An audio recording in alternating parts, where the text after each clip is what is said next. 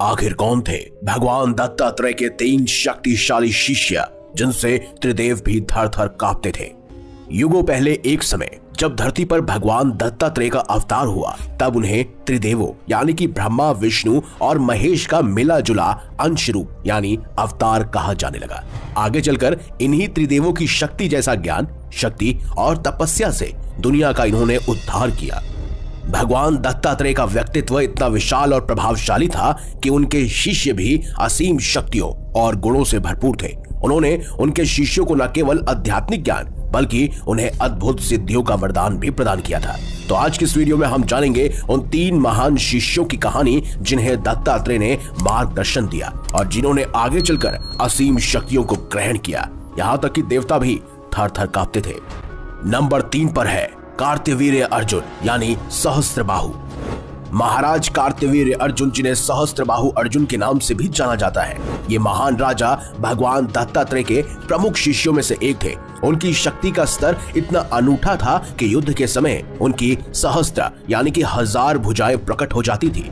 इन्होंने रावण जैसे महायोद्धा को भी परास्त किया था। लेकिन क्या आप जानते हैं कि असीम शक्तियां उन्हें ऐसे ही नहीं मिली? इसके लिए उन्होंने अपने जीवन में घनघोर परिश्रम किया। दरअसल एक दिन राजा कार्तवीर्य अर्जुन ने बृहद्दीप प्रतिष्ठा यज्ञ का आयोजन किया और इस यज्ञ के बाद वह अपने गुरु दत्तात्रेय के पास गए और उनसे वरदान मांगा। दत्तात्रेय जी उनकी तपस्या और भक्ति से इतने प्रसन्न हुए कि उन्होंने सहस्त्रबाहु को 4 मुख्य वरदान दिए। पहला वरदान था कि जब भी वह युद्ध में उतरे उनकी 1000 भुजाएं प्रकट हो जाएंगी। दूसरा, अगर कभी वह अधर्म की ओर बढ़े तो साधु पुरुष उन्हें सही मार्ग पर ले आएंगे। तीसरा, वे युद्ध के द्वारा पृथ्वी पर धर्म की स्थापना करेंगे। और चौथा वरदान ये था कि वह संग्राम में एक ऐसे व्यक्ति से पराजित होंगे जो उनसे अधिक शक्तिशाली होगा। इन वरदानों के बाद कार्तवीर्य अर्जुन ने असंख्य योद्धाओं पर विजय प्राप्त की और उन्होंने धरती के द्वीपों और नगरों पर अधिकार कर लिया। लेकिन जैसे जैसे उनकी शक्ति बढ़ती गई, उनके अंदर अहंकार बढ़ गया और अंत में उनका यही अहंकार उनके पतन का कारण बना जब भगवान परशुराम ने उन्हें युद्ध में परास्त किया और उनका वध किया।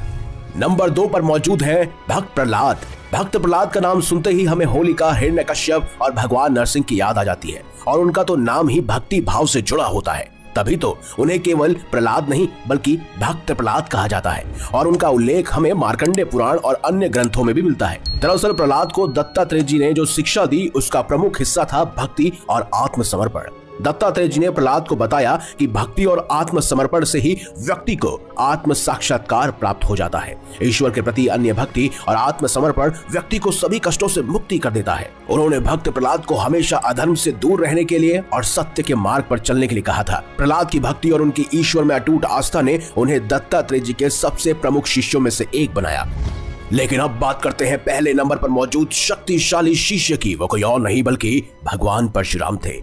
भगवान परशुराम को विष्णु भगवान का 6ठा अवतार माना जाता है। परशुराम जी का जीवन वैसे तो शक्ति और वीरता का प्रतीक था, लेकिन जब उन्होंने दत्तात्रेय जी की शरण ली और उनकी तपस्या में लीन हुए और योग का गहरा ज्ञान प्राप्त किया, इससे परशुराम जी का उद्धार ही हुआ। दत्तात्रेय जी ने परशुराम जी को देवी त्रिपुरा महामाया के बारे में बताया और तपस्या करने के लिए महेंद्र पर्वत पर भेजा। वहां उन्होंने 12 वर्षों तक कठोर तपस्या की। दत्तात्रेय जी ने उन्हें बताया कि कैसे तपस्या और योग शरीर और मन को नियंत्रित कर लेता है। इस ज्ञान ने परशुराम जी के जीवन को पूरी तरह बदल दिया और उन्होंने अपने क्रोध पर नियंत्रण पाया और संयम का महत्व सीखा, क्योंकि उससे पहले उन्होंने दत्तात्रेय के शिष्य यानी कि सहस्त्रबाहु अर्जुन का वध किया, साथ ही 21 बार हैय वंश के क्षत्रियों का विनाश किया। और इसी मानसिकता को दूर करने के लिए, क्रोध पर अपना नियंत्रण करने के लिए उन्होंने भगवान दत्तात्रेय की शरण ग्रहण की। अगर ये वीडियो आपको पसंद आई है तो इस वीडियो को लाइक कीजिए, हमारे चैनल को सब्सक्राइब कीजिए और ज्यादा से ज्यादा शेयर भी कीजिए।